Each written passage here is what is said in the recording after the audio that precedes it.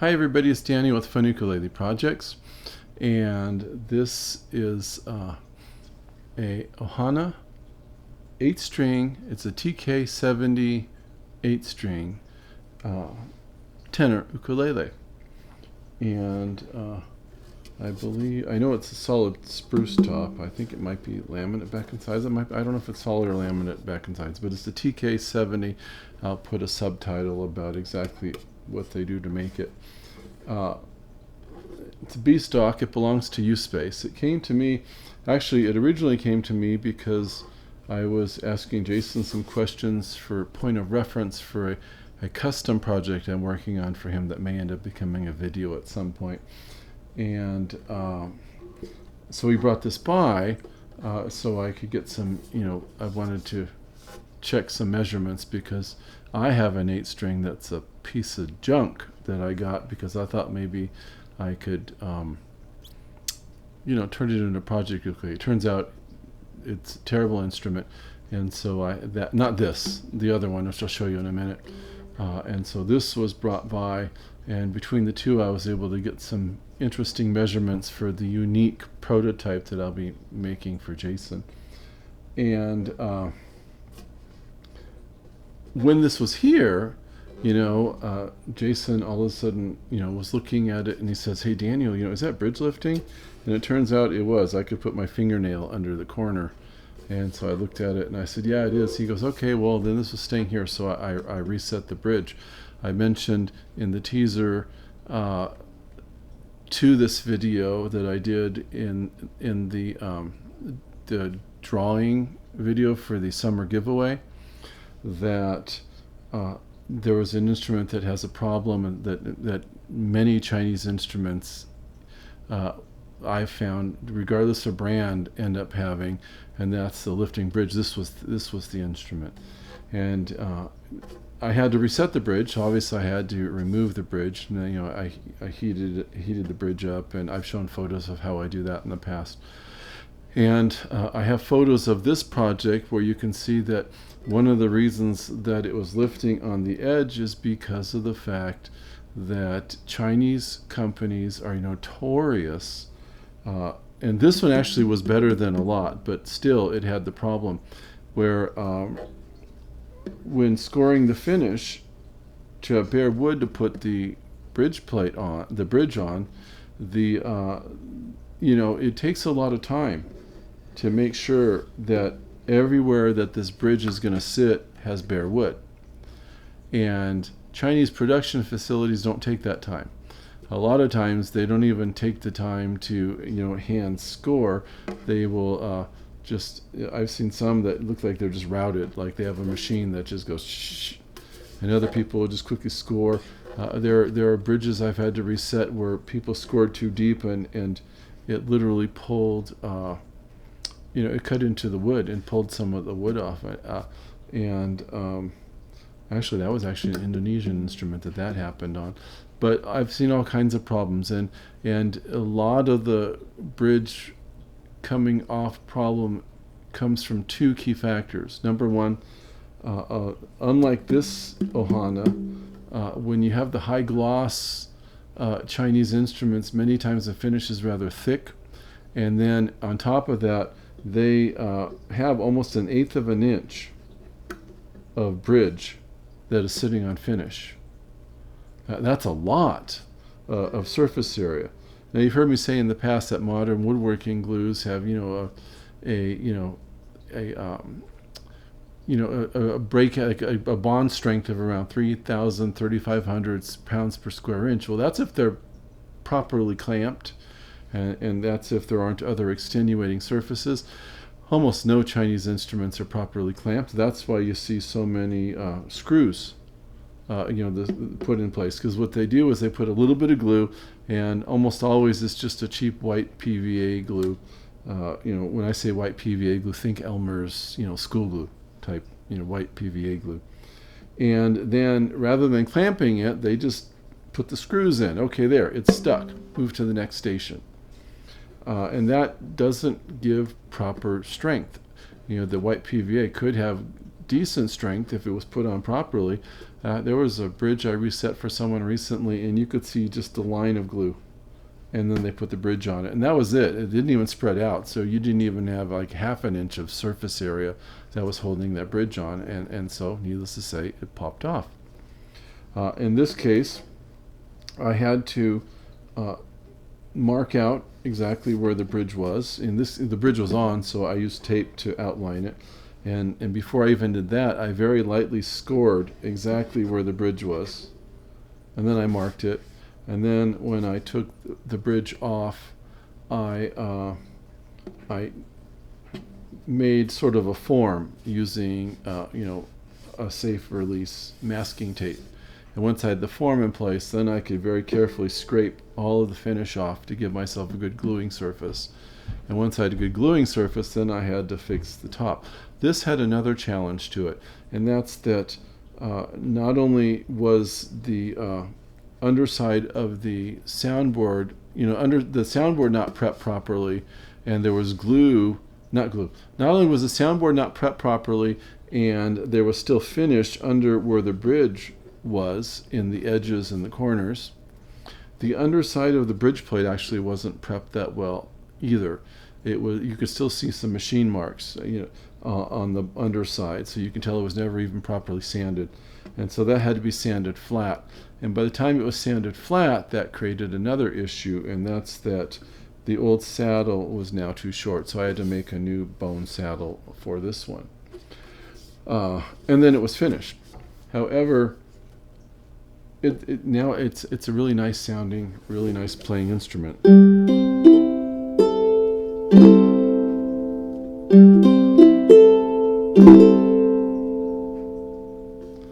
As opposed to the piece of junk that I have hiding over here.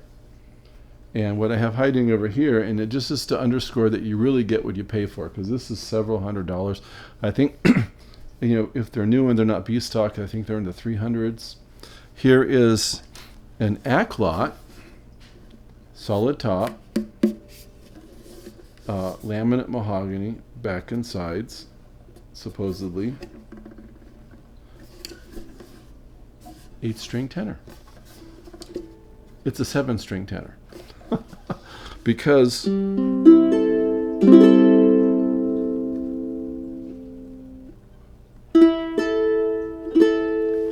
it's a 7-string tenor because the bridge plate is mismanufactured. Not as a mismanufactured, Aklot uses really cheap quality plywood. Like think cheap quality Luan doorskin type plywood, for those of you that know what Luan is. If you don't, look it up. It's just a really cheap wood you find like it for doorskins and stuff for the bridge. So they tell you, yeah, we're going to give you a solid top, but then they stick this really soft, cheap plywood for the bridge plate. That doesn't help the sound at all. And in this case, there are two problems with that. Number one, you're cheaping out. The company's cheaping out in an area that they think people won't see. However, I look at everything with an endoscope, and it's very easy to notice. The other thing is that it's going to wear out. Yeah, I got this for like $60. And so you expect them to cut corners, but that's a really bad corner to cut, because with a through bridge, the strings are going to put pressure on that cheap plywood, and in time, they'll wear themselves through it because the bridge is really thin. And then they're going to be putting pressure directly on the soundboard. And it's going to wear the instrument out. What's going to happen? Now, this one here, I'm actually going to have to make a plate that goes under the bridge plate. It'll actually give it some brightness, but it'll also help solve the problem here.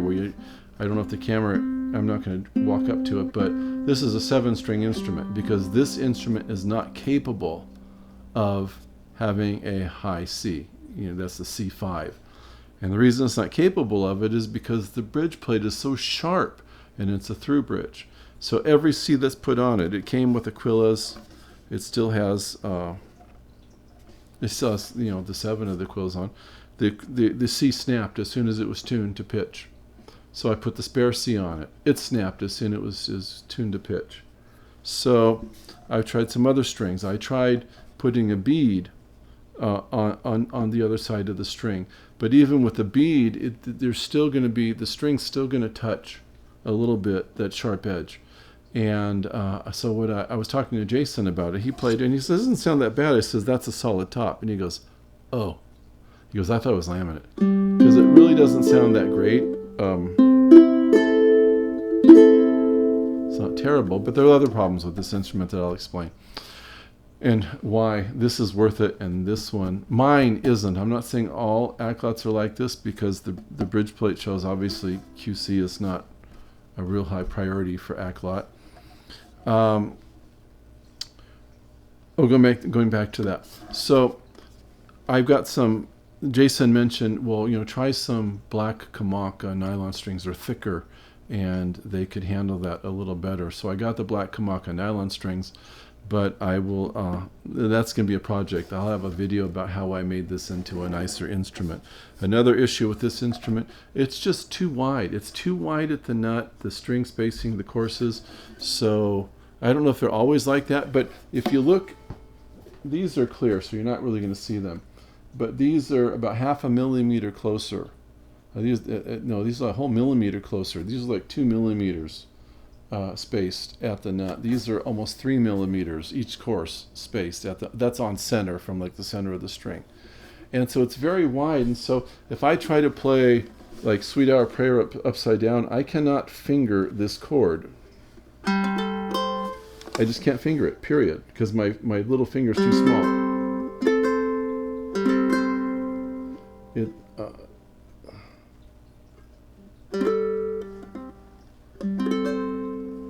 And it's because it's too wide here for me to be able to play here, and then it's narrower here, and also the courses aren't even, and so it's just really poor workmanship on this instrument. This is going to need a new nut. We can get by with it here. If someone's strumming really aggressively, you can get that buzz. That's really aggressively for that one there. I've been playing this, and what happens is when the two strings touch each other, they make like an electrical shocks, like a bzzz sound, and this has the tendency to do that. So anyway, this will be a future video. How to fix a bad bridge plate, and how to this is simple. I just have to refile a nut, and I'll turn this into something that plays nicely. Getting back to the Ohana and this project, so I had to I had to make a new saddle for it, and I put the action right around, a little over, between 2.5 and 2.6, well, between 2.5, 2.75, maybe around 2.6-ish, and so it's not real high. Ohana does have a bit of a thick neck. That's one thing I did like on the Aklot. It has a little bit thinner neck. They've got a truss rod in that one, and it's a nice instrument. It's a really pretty sounding instrument. Now I'm recording this the same night as I recorded the camp ukulele video, the clip on that, and I don't know which one's going to go first, but so I'll just say that I'll play the best I can. I am playing this upside down, and I did smash my hand real bad today. I wasn't sure for a while if I'd be going to the doctor to see if I had a broken finger. So I will do my best, but I'll see if I can play something so you can hear how pretty this sounds. That's what an 8-string should sound like.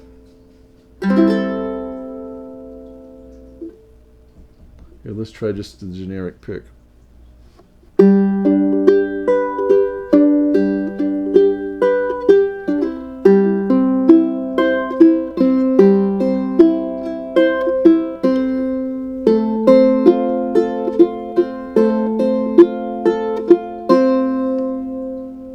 Such a pretty sound to it. It's really hard to play this upside down with 4 strings, let alone, for me that is, 8 strings, but let's try Sonoe on it.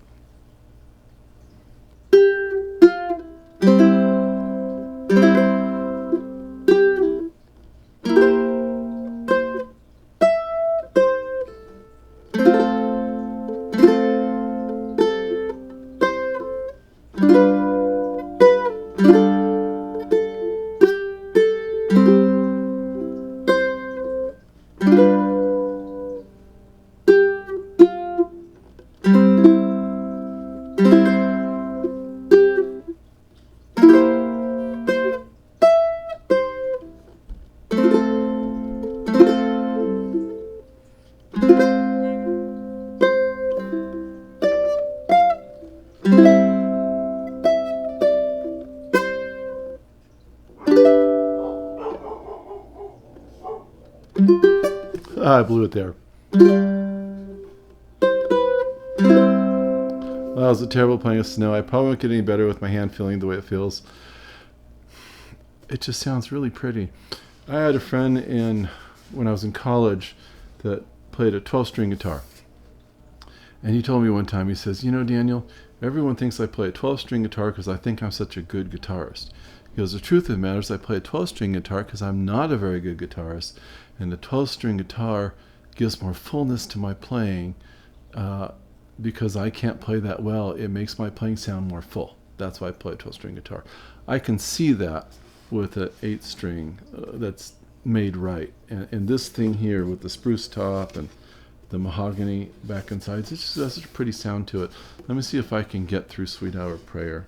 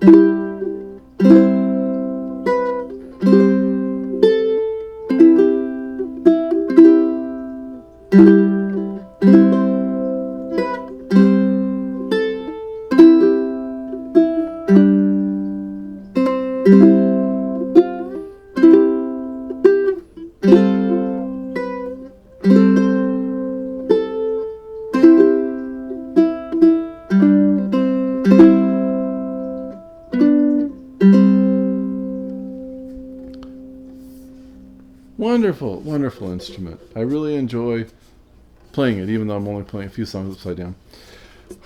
It's a use space instrument. I don't know what they're going to sell it for. It's a B stock. It's had a properly set bridge, custom saddle made for it, and it's just a really fun instrument. Ohana TK-70, and that was how I fixed it. Thanks for watching. If you want this one in particular, contact Uspace. If you want to get Ohana TK-70, look them up online. I don't know. I think just about anyone sells Ohana or might sell them, or you can find someone. But they're a really fun 8-string if you're interested in 8-string. This is worth several $100s. My particular model wasn't worth my particular Aklot was not worth the $60 I spent on it. It will sound nice when I'm done with it. It will have better string spacing and even string spacing up at the nut when I'm done with it. But boy, this is a perfect example of why I tell people, whenever possible, get an instrument from a reputable specialist store like Uspace in LA, a local store. If you don't have a local store, then go to one of the online ukulele stores. If you buy something from eBay like I did, I got my Aklot 8-string Tenor on eBay. You could get a complete piece of junk, and then you're sort of stuck with it. If you go from Amazon, same thing. You just don't know what you're going to get. And so, whenever possible, I try to support local specialist stores. And here, this is B stock, and the bridge may have held for a while, and Jason and Patrice, if they were a different kind of people than they are, they could have said, well, it's B stock and the bridge is loose in the corner, but it is B stock, you're getting a discount. But Jason just won't sell an instrument like that. So Jason and Patrice won't sell an instrument like that. So even though it was B stock, they're like, no, that's no good. Daniel, fix it and get this really nice and playable so we can sell it. That's the great thing about dealing with a great store. This is a problem if you have a Chinese instrument. Regularly take a look at the bridges and make sure that they're not lifting. And if they are lifting, it's keep an eye on that. But it's better to fix them or have someone fix them before they pull, because when they pull, sometimes they pull part of the soundboard, and that can be a more complicated repair. Anyway, thanks for watching. Stay safe, stay healthy, and I'll see you in the next video.